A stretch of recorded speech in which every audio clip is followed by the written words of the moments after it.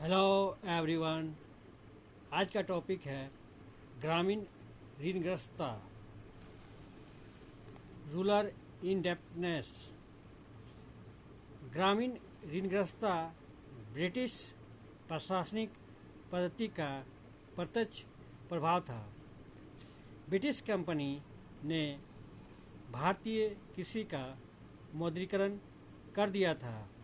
दूसरी तरफ भू राजस्व की राशि इतनी अधिक थी कि जिसे चुकता करने में किसान असफल सिद्ध हो रहे थे। साथ ही कृषि के व्यवसायीकरण का कृषि के व्यवसायीकरण का परिणाम भी घातक ही सिद्ध हुआ था। परंपरागत उद्योगों का ह्रास हो रहा था। आधुनिक उद्योगों का विकास नहीं किया जा रहा था। इन सबों का समन्वित परिणाम हुआ ग्रामीण गरीबी। ब्रिटिश काल में भारत में ग्रामीण ऋणग्रस्तता के अनेक कारण थे, जिसमें अंग्रेजों का भारतीय हस्तशिल्प उद्योग का नाश करना, कृषि पर अतिरिक्त बोझ, किसान के पास कृषि में लगाने के लिए पर्याप्त पूंजी का न होना, जमींदार तथा सरकार की कृषि विकास में रुचि का अभाव, जमींदार एवं राज्य की अत्यधिक कर इत्यादि ग्रामीण ऋणग्रस्तता के प्रमुख कारण थे, जो ग्रामीणों को साहूकारों के कर्ज के बोझ से दब जाने को मजबूर कर दिया था। अब एक एक पॉइंट का हम लोग देखते हैं। पहला, भारतीय हस्तशिल्प उद्योग का नाश। भारतीय हस्तशिल्प उद्योग के पतन से ग्रामीण ऋणग्रस्तता को बढ़ावा मिला। इंग्लैंड में हुई औद्योगिक क्रांति के फलस्वरूप अंग्रेजों को अपने सूती कपड़ों के लिए बड़े बाजार की आवश्यकता थी।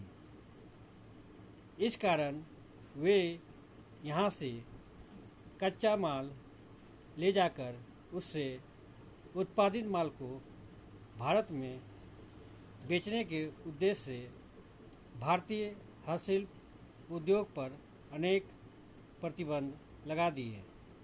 सूती कपड़े एवं अन्य हस्तशिल्प एवं कुटीर उद्योग की वस्तुओं पर 70 से 80% तक आयात शुल्क लगा दिया गया, जिससे ग्रामीण ऋणग्रस्तता में वृद्धि हुई। दूसरा, अत्यधिक धन की निकासी। अत्यधिक धन की निकासी ने भी ग्रामीण ऋणग्रस्तता को बढ़ावा दिया। जैसा कि दादा भाई नौरोजी ने कहा, भारत का धन बाहर जाता है और फिर वही धन भारत में ऋण के रूप में आ जाता है और इस ऋण के लिए और अधिक ब्याज। एक प्रकार से यह ऋण कुचक्र सा बन जाता है। तीसरा, दोषपूर्ण भू राजस्व नीति। औपनिवेशिक सत्ता की आर्थिक नीतियों का देश की कृषि, अर्थव्यवस्था एवं उत्पादन पर गहरा प्रभाव पड़ा। इस क्षेत्र में भी सरकारी नीतियों का लक्ष्य था देश की ग्रामीण संपदा का अधिक से अधिक शोषण करना।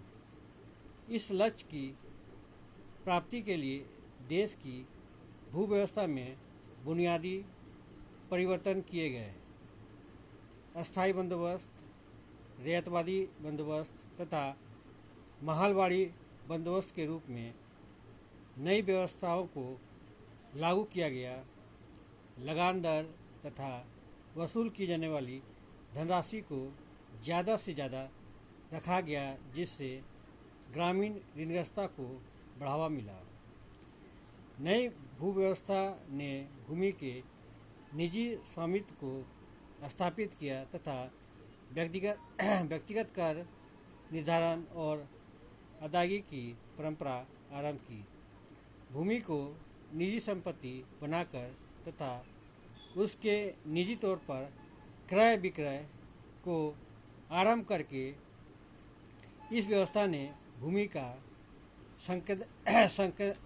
संकेंद्रण एक व्यक्ति द्वारा अधिक से अधिक भूमि खरीदे जाने के कारण तथा किसानों के उजाड़े जाने दोनों प्रक्रियाओं को जन्म दिया। नई व्यवस्था में लगान की अधिक मांग और सामंती शोषण ने किसान को पूरी तरह तबाह और ऋणग्रस्त कर दिया। जे.डब्ल्यू. काई के अनुसार सारे भुगतानों के बाद किसान के पास मुश्किल से इतना बचता था कि वह अपने को और अपने परिवार को जीवित रख सके। अगला पॉइंट, कृषि पर अत्यधिक बोझ। हस्तशिल्प के बर्बाद हो जाने के कारण तथा सरकारी नौकरियां प्राप्त करने के अवसरों में कमी के कारण गांवों पर जनसंख्या का भार बढ़ रहा था। 1881 ईस्वी में खेती पर निर्भर आबादी की जनसंख्या 61% लगभग हो गई थी। अगले 50 वर्षों में यह संख्या बढ़कर कुल आबादी की 75% हो गई, जिसके फलस्वरूप जोत की भूमि छोटा होता गया। अगला पॉइंट है अंग्रेजों द्वारा कृषि के विकास पर ध्यान न देना। अंग्रेज अत्यधिक भूराजस्व प्राप्त करने पर तो ध्यान देते थे, लेकिन कृषि के विकास, सिंचाई सुविधा, भूमि की उर्वरा शक्ति, बीज की उन्नत आदि पर कोई विशेष ध्यान नहीं दिए, जिससे किसान ऋणग्रस्त हो गए। अगला पॉइंट देखते हैं बिचौलियों एवं साहूकारों द्वारा किसानों का शोषण। बिचौलियों एवं साहूकारों द्वारा किसानों के शोषण से ग्रामीण ऋणग्रस्तता बढ़ी। 1928 ईस्वी के कृषि आयोग ने स्थिति की विवेचना करते हुए कहा था, भारतीय किसान प्रायः लाभ और प्रतिफल के लिए नहीं वरन जीवन निर्वाह के लिए खटता था।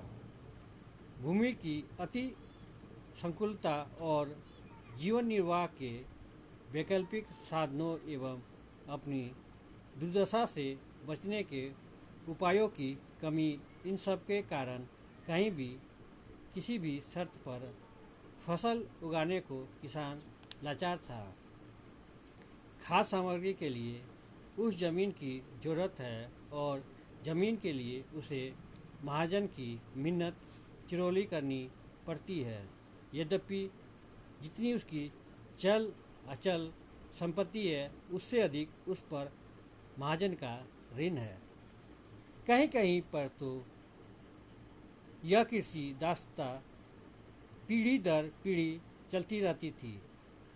जैसा कि नील आयोग ने बताया, जब खेतिहर अपने मालिक से पेशगी रुपये ले लेता था तो उसी दिन से स्वतंत्रता समाप्त हो जाती थी और यह कर्ज उसके जीवन भर नहीं हट पाता था।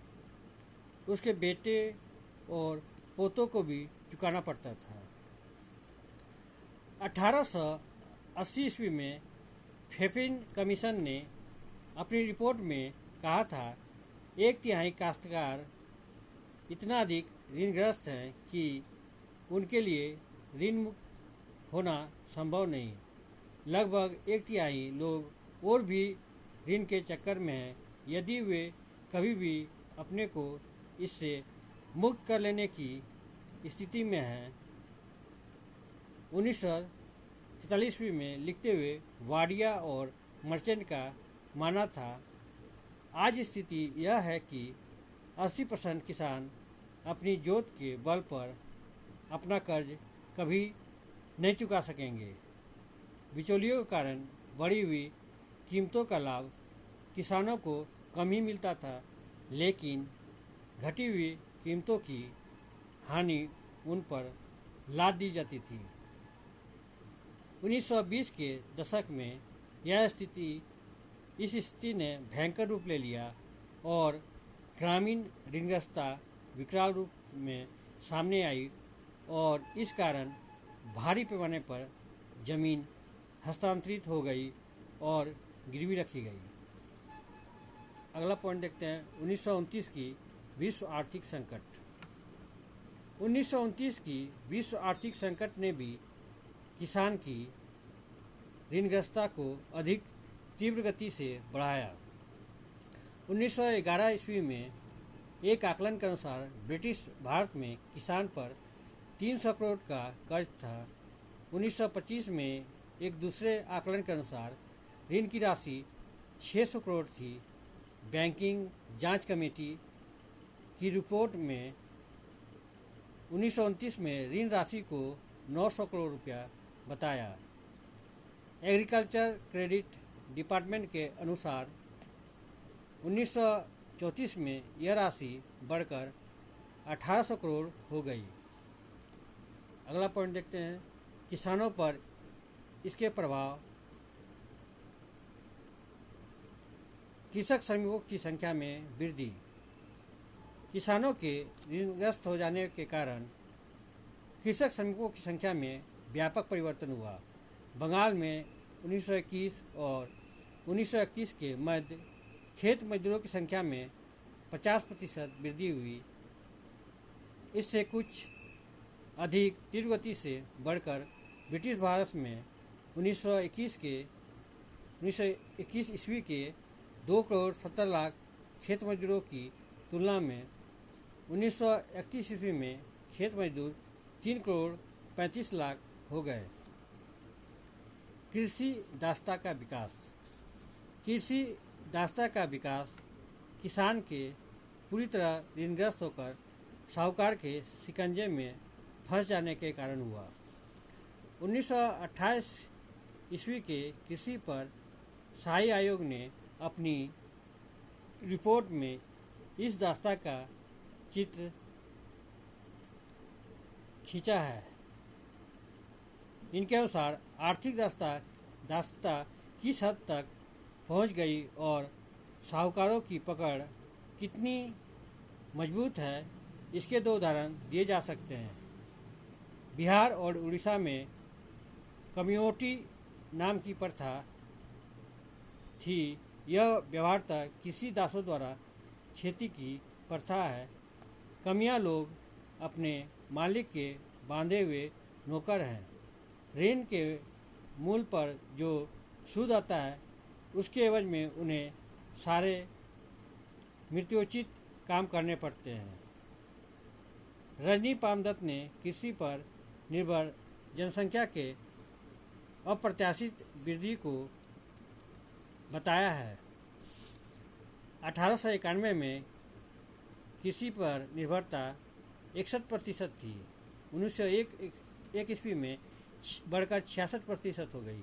1911 ईस्वी में 72% और 1921 ईस्वी में लगभग 73% हो गई। ग्रामीण ऋणग्रस्तता ने कृषि निवेश को हतोत्साहित किया, क्योंकि किसानों में निवेश करने की क्षमता ही नहीं रह गई थी। दूसरी तरफ ग्रामीण ऋणग्रस्तता ने महाजन एवं कृषकों के संबंधों को तनावपूर्ण बना दिया। यही वजह है कि 1857 की क्रांति के समय कंपनी के अधिकारियों के अतिरिक्त महाजन भी विद्रोहियों के आक्रोश के शिकार हुए थे। ग्रामीण ऋणग्रस्तता के कारण किसान एक ऐसे ऋण जाल में फंस गए जिससे निकलना उनके लिए मुश्किल हो गया। एक आकलन के अनुसार 1858 ईस्वी में भू राजस्व की राशि 15 मिलियन पाउंड थी। 1937 ईस्वी में यह बढ़कर 25 मिलियन पाउंड हो गई।